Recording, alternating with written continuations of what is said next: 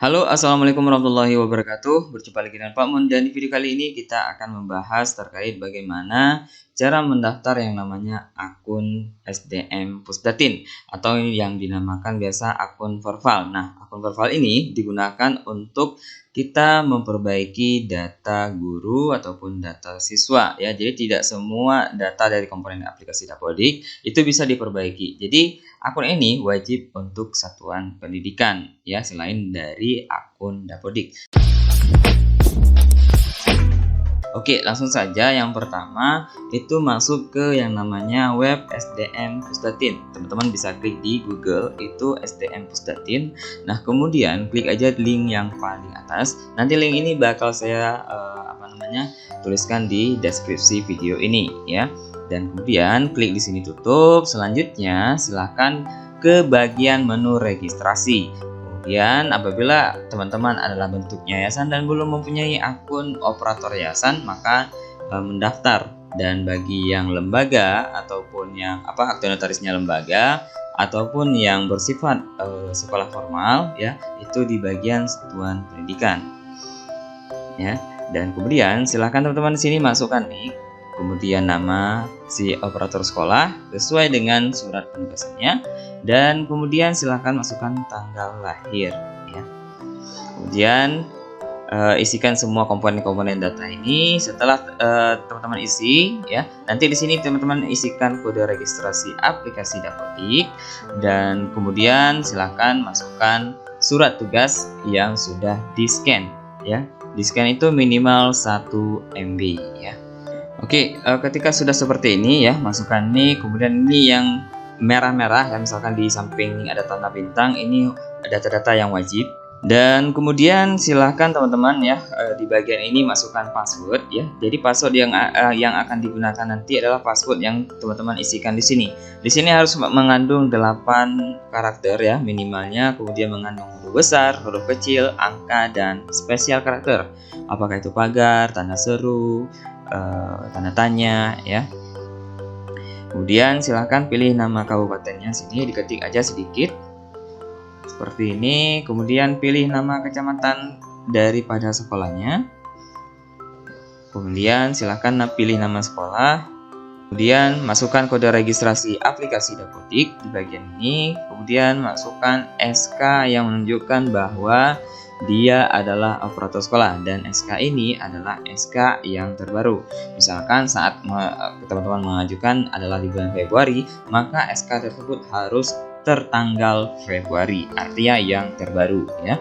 Dan setelah itu teman-teman silahkan klik registrasi.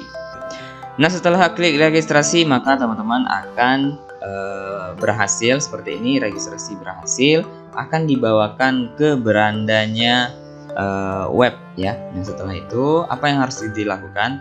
Teman-teman membuka yang namanya email tadi ya, email yang teman-teman daftarkan.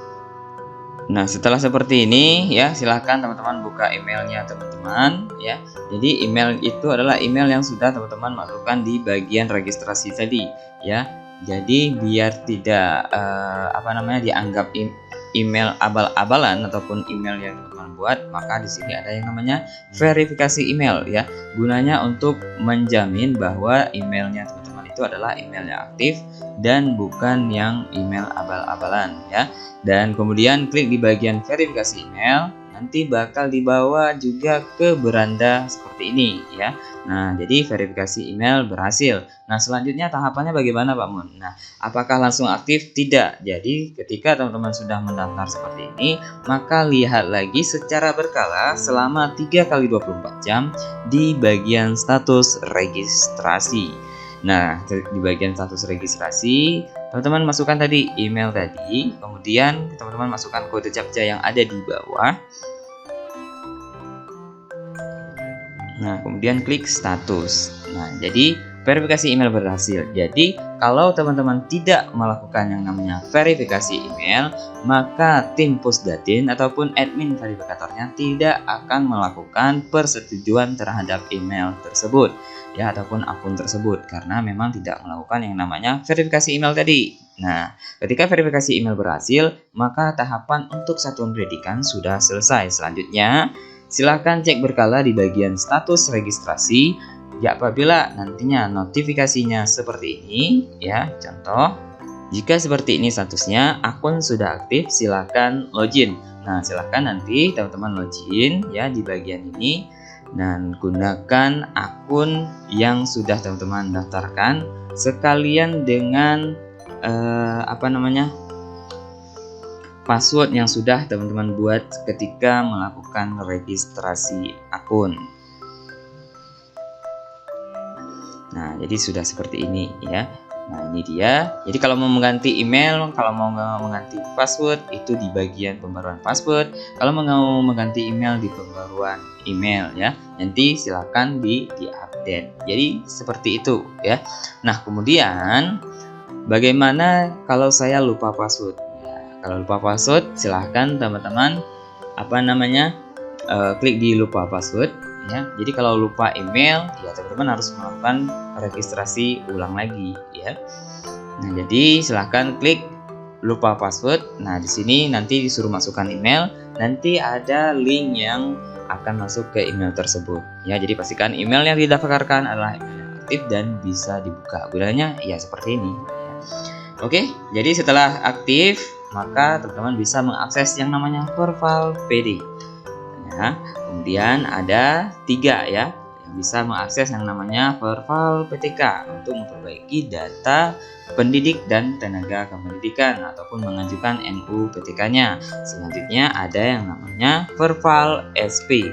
Verval SP ini digunakan untuk memperbaiki data satuan pendidikan, baik itu data izin operasional, baik itu data alamat sekolah dan sebagainya. Itu bisa diperbaiki secara langsung oleh satuan pendidikan ya. Nanti unggah izin operasional di bagian ini, klik simpan. Nanti lihat aja ya. Jadi yang menyetujui adalah pihak Pusdatinnya ya.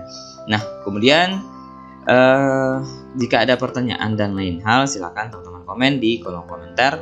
Saya Pak Mundiri, wassalamualaikum warahmatullahi wabarakatuh.